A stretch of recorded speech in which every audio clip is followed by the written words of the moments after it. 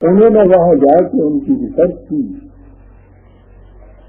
اس لیے کہ یہ بات بڑی نرالی سی تھی، تاریخ میں یہ کہیں نہیں ملتا تھا کہ شیطان کی طرف سے کسی نے کی ہو، تو وہاں جا کے اس نے اس کی ریسرچ کی ہے اور اس نے اس سے کتاب لکھی ہے۔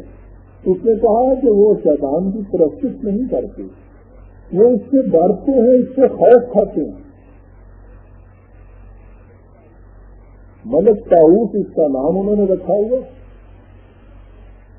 وہ پرانا عیسائیت کا تصور، جنت کے آدم کے نکلنے کا خیال کہ وہ پھر وہ سانپ بن کے وہ اندر گیا تھا۔ تو بہرحال کہنا مجھے یہ تھا کہ شیطان کی پرستش نہیں کوئی کرتا، اور خود شیطان کا مفہوم بھی جو قرآن نے بیان کیا ہے، اس میں ہر وہ قوت آ جاتی ہے، خواہ انسان کے اپنے جذبات ہی کیوں نہ ہو، جو خدا کے قوانین سے سرکشی اختیار کرے۔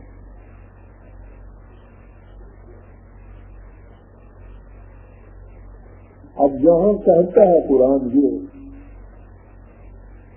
کہ بنی آدم سے یہ کہا جائے گا کہ کیا یہ بات تم سے نہیں کہی گئی تھی، اللہ تعبد الشیطان، کہ تم نے کسی ایسی قوت کی معصومی اختیار نہ کرنا جو خدا کے قوانین سے سرکشی برت رہی ہو۔ انہ لکم عدو مبین، بڑا کھلا ہوا دشمن ہے یہ۔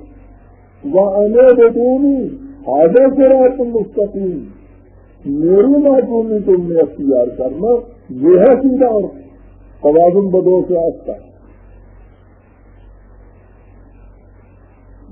یہاں اپنی عبادت کے مقابلے میں شیطان کی عبادت کا ذکر کیا، اور عبادت کے معنی بالکل یہاں واضح ہے، 36/60-61۔ یہی وہ چیز ہے جسے دوسرے مقام کے قرآن کریم میں طاغوت سے الگ رہنے کا یہ الفاظ استعمال کیے ہیں، اجتناب طاغوت سے۔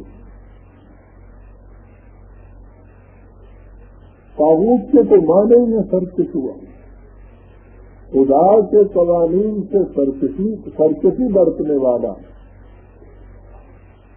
وہ طاغوت ہے۔ جتنی طاغوتی قوتیں ہیں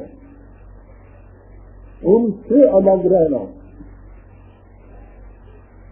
یہ ہے وہ بنیادی نقطہ جس کی تعلیم کے لیے حضرات انبیاء کرام علیہ السلام آتے رہے۔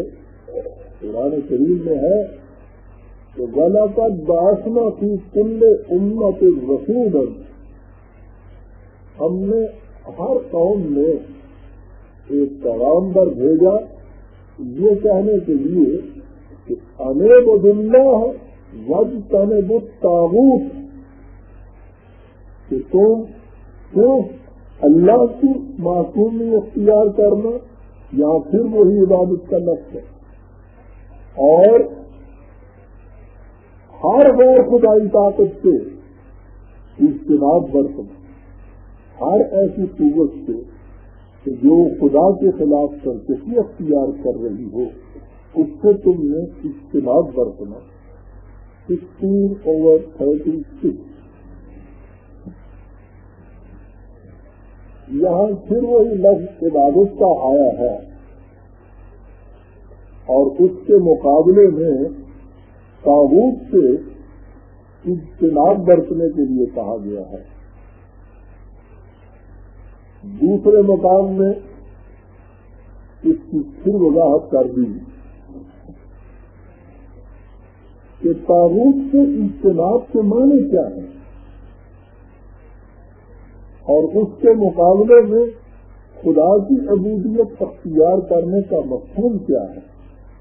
سورہ نساء میں ہے أَلَمْ تَرَ إِلَى الَّذِينَ يَزْعُمُونَ أَنَّهُمْ آمَنُوا بِمَا أُنزِلَ إِلَيْكَ وَمَا أُنزِلَ مِنْ قَبْلِكَ تم نے ذرا ان لوگوں کی حالت پر بھی غور کیا؟ انہیں بھی ذرا دیکھا ہے کہ بغان اور ٹھوس وہ سمجھ یہ رہے ہیں کہ ہم بڑے بچے مومن ہیں، ہم ایمان رکھتے ہیں قرآن کے اوپر، ایمان رکھتے ہیں اس سے پہلے کی کتابوں کے اوپر، یزعمون اپنے ذہن میں یہ سمجھے بیٹھے ہیں، ظاہر ہے انہیں اس چیز کا کہ ہم ایماندار ہیں، اور اس کے بعد ہے یریدون ان یتحاکموا الی الطاغوت، اور چاہتے یہ ہیں کہ وہ الطاغوت کی معقولیت اختیار کر لیں، اپنے معاملات کے فیصلے طاغوت سے کرایا کریں۔ ایمان کا دعویٰ ہے اور وہ قوتیں جو خدا کے قوانین کے خلاف جاتی ہیں وہ ان سے اپنے معاملات کے فیصلے کراتے ہیں، ان کی معقولیت اختیار کرتے ہیں۔ وقد امروا ان یکفروا بہ، حالانکہ ان کو حکم یہ دیا گیا تھا کہ ان سے یکسر انکار کرتے۔ وَيُرِيدُ الشَّيْطَانُ أَن يُضِلَّهُمْ ضَلَالًا بَعِيدًا، الطاغوت پہلے آیا ہے اور یہاں شیطان کا دستہ ہے، دونوں ایک۔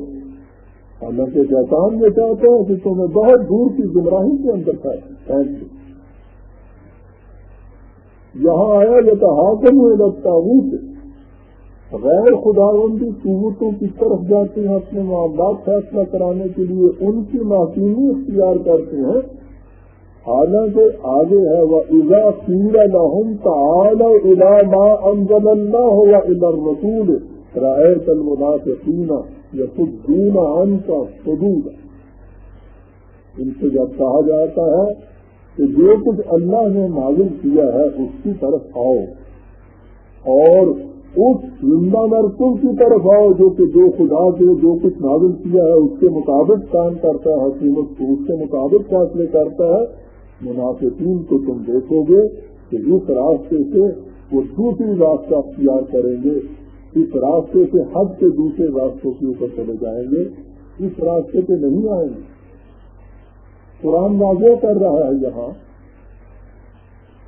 کہ طاغوت سے فیصلے منوانے، ان سے فیصلے کرانے، ان کی معصومیت اختیار کرنا یہ کفر ہے، اور اس کے مقابلے میں ایمان یہ ہے کہ جو کچھ خدا نے نازل کیا ہے اس کے مطابق اپنے فیصلے کرائے جائیں، حکومت اس کے مطابق کام کی جائے۔ 4/60-61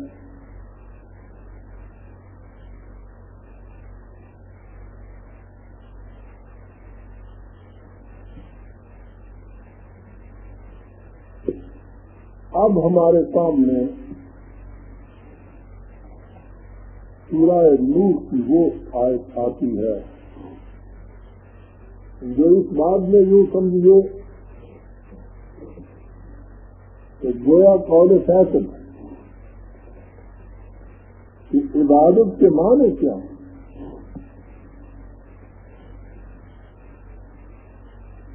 پہلے آپ یہ سمجھ لیجیے کہ خدا کی پرستش ہر جگہ کی جا سکتی ہے،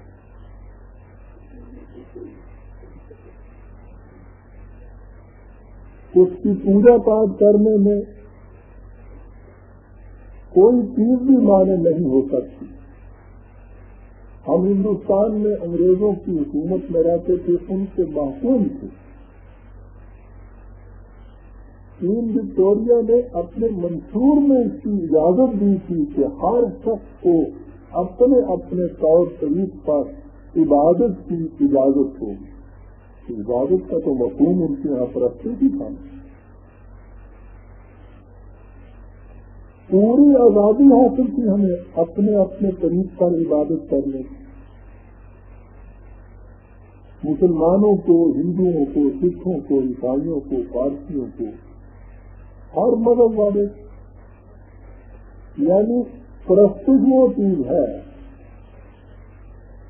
کہ جس کی اجازت ہر حکومت دے دیتی ہے۔